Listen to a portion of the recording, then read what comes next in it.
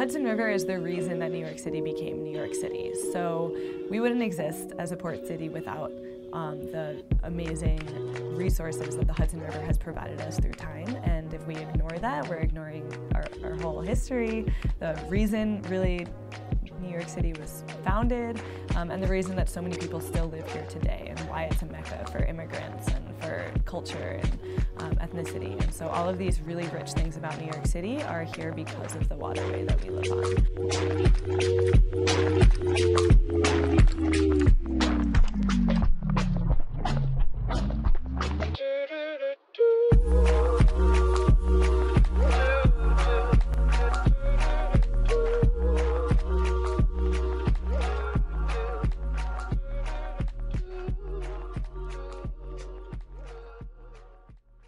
So basically, this is the Hudson River estuary, and I think the estuary word is something that people don't think about or learn about in a lot of ways. So it's an area that is partially enclosed where freshwater connects to saltwater, which makes it an estuary, gives it brackish water, which is the mixture of saltwater and freshwater. So it's a really important place ecologically because a lot of animals come here to breed and spawn.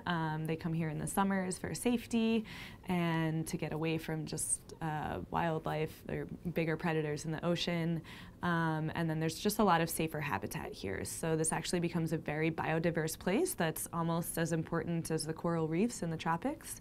So it actually is teeming with wildlife in a way that most people don't imagine it to have anything alive at all. So the water technically has two sources.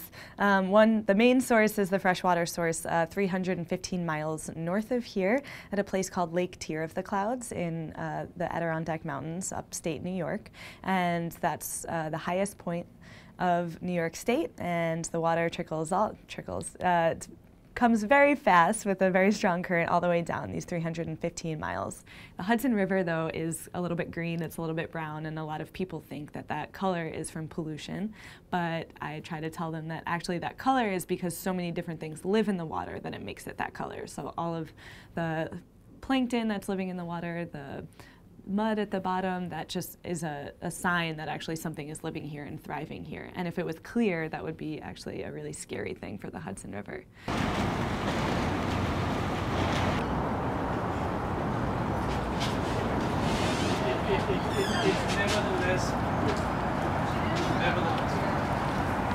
So we do all of our research study on this ship.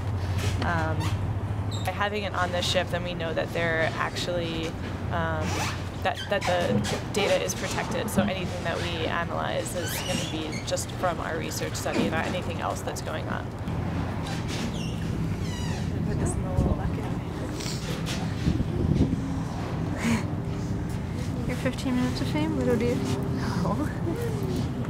So my greatest joy teaching people about the water and the resources that we have here is just the sheer excitement that especially New York City inter-school students have when they come here. I think in a lot of ways these students haven't been exposed to the Hudson River. They live inland. Some students from the Bronx have never been down to Lower Manhattan or don't remember being near the Hudson River where we are. So just even being here is a really big, exciting thing for students. Seeing the animals, seeing their expressions light up when they see a seahorse or a little fish swimming in an oyster reef is really, really wonderful and definitely gives me a lot of pride.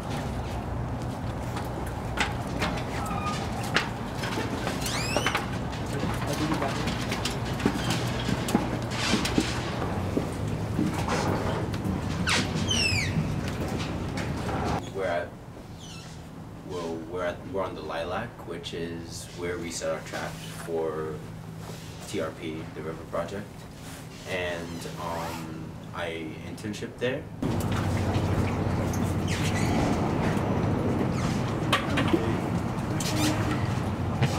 LB, do you want to pull it up? Oh, yeah, sure. Wait, there's nothing in there.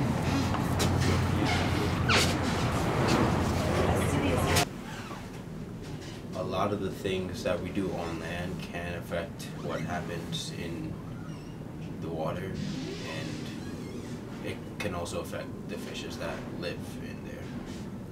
And even if they don't remember most of what we talked about on the field trip or when they come visit the space, planting that seed of knowledge and that seed of interest is, I think, the way to sort of get by that. And so if they're interested a little bit and they remember just one thing, then that can often lead to wanting to know more and learning more and connecting it back. So I do have a connection with water in general anyway, so specifically with this place, I would say, being in such an urban environment, it's hard to find a place where you can just be okay with your thoughts and feel like there is nature around, and so that's what this spot is for me.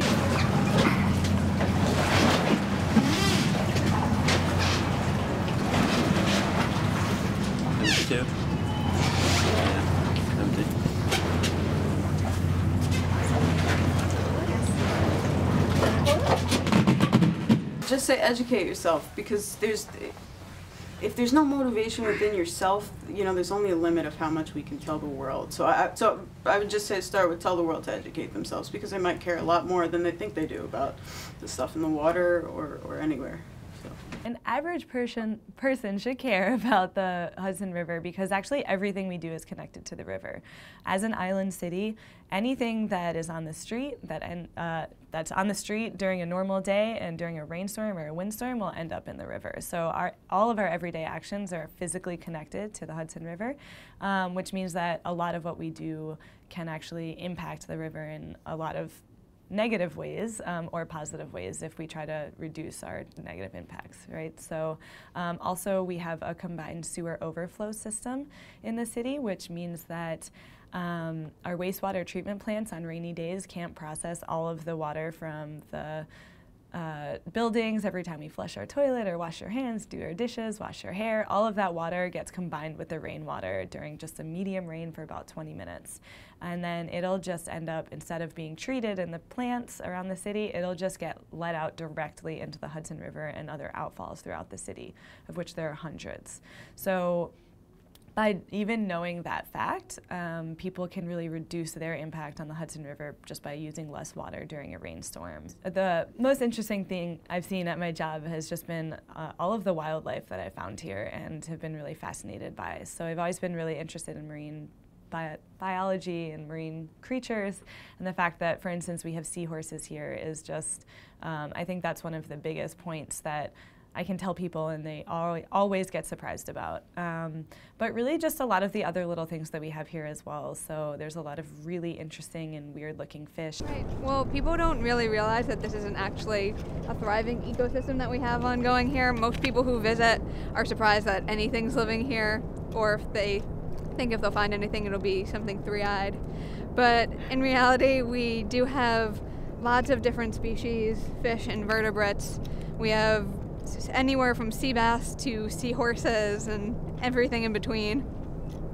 And once people realize that there are actually animals living in here, and many of them are charismatic and cute, they realize that it's something worth protecting, and that's really what the message we want to send here. Well, we're playing in the water all the time. That's how we connect with it.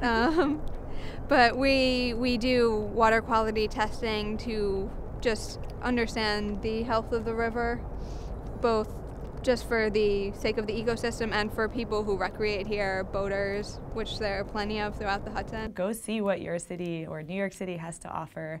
Go kayaking on the Hudson, or even you know, at Jamaica Bay, or go to the beaches, help participate in the cleanup, or just personally, if you change your behaviors and talk about your behaviors to other people, there can also be a domino effect. You're not living in a vacuum. So if you really are passionate about something, then that passion can often spread to other people as well. For the people that actually have New York water, you should be like very thankful, because there's a lot of people worldwide that don't actually have access to clean water. But, yeah, you should care about water because it is a healthy part of the world that we need to live. You know, human beings or non-human animals, and it won't continue to function the way it should if humans continue to act the way that